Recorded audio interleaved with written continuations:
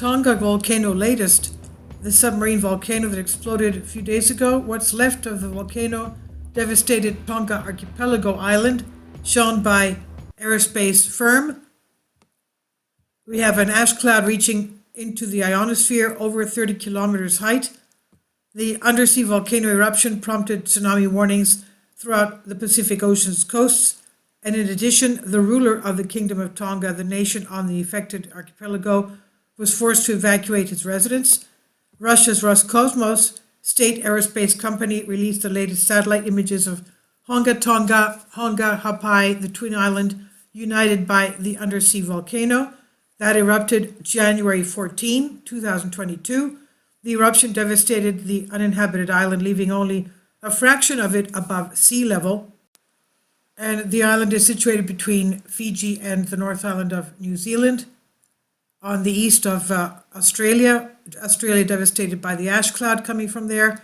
And as you can see, the outline there was the island, and this is what is left of it. Obviously, it's sunken because of the explosion.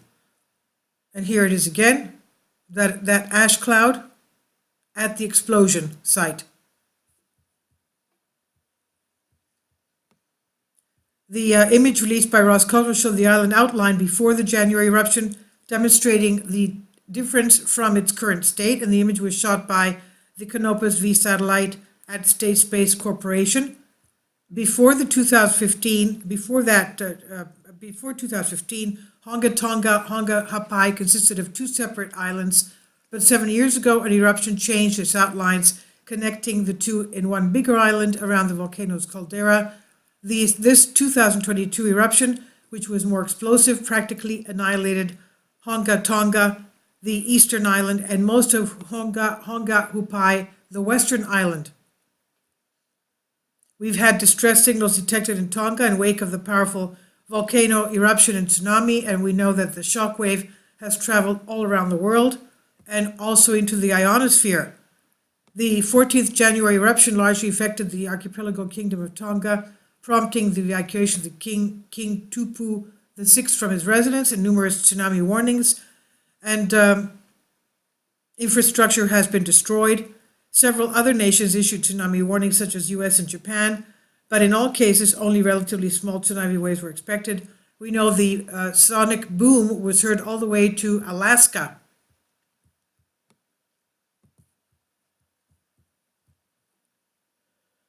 This is the antipod that reached Algeria, the other side of the world from where the eruption took place.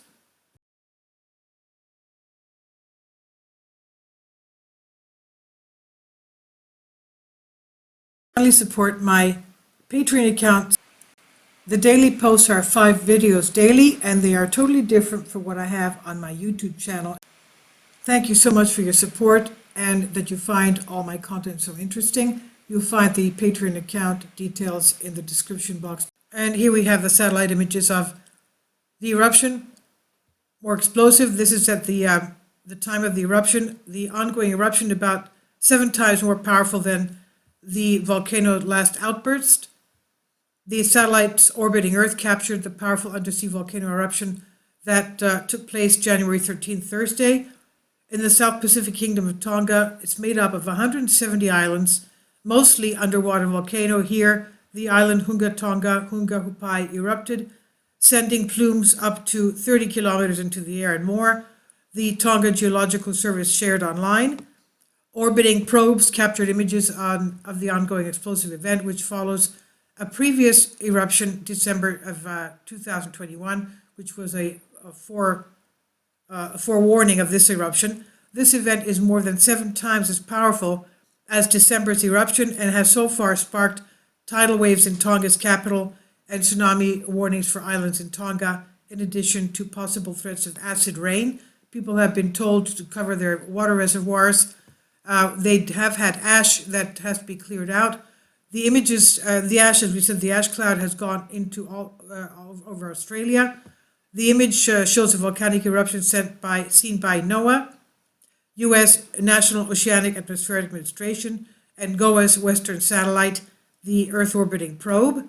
The images from GOA's West, you can see the ash plume and gravity waves rippling outwards from the eruption, and the eruption has stretched to have a radius of 161 miles at 260 kilometers. The ash, researchers can see the eruption in infrared, helping them to identify volcanic ash and sulfur dioxide ash using color. And the Himawari 8 satellite operating by Japan Meteorological Agency also captured the eruption from space. The latest today concerning the eruption, it's 3 out of 5, and this is the ash plume stretching across, as you can see, the Pacific Ocean, and this is now coming into Africa. So it's over Australia, all the way across the ocean, coming into Africa. And according to Volcano Discovery, the latest news on this, the sulfur dioxide plume reached Madagascar and East Africa today. The 7,000 kilometer long aerosol plume continues to travel over the Indian Ocean, approaching Madagascar and East Africa today. So this is what's happening. The latest today, at minor activity eruption, is 3 out of 5. Of course, it's still erupting. The ash cloud is still ongoing. And this is the latest ash plume figures. Okay? The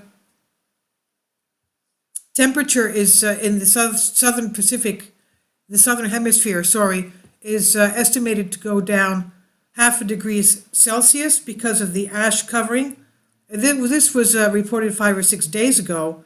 We have had additional ash into the atmosphere, and now we see that this ash is also going into the equatorial zone.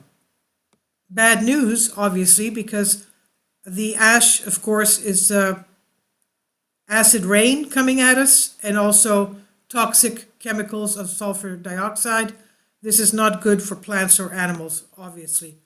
So I'll leave a link below for you for this on Volcano Discovery and Sputnik News. Please leave your comments. Thank you for your support.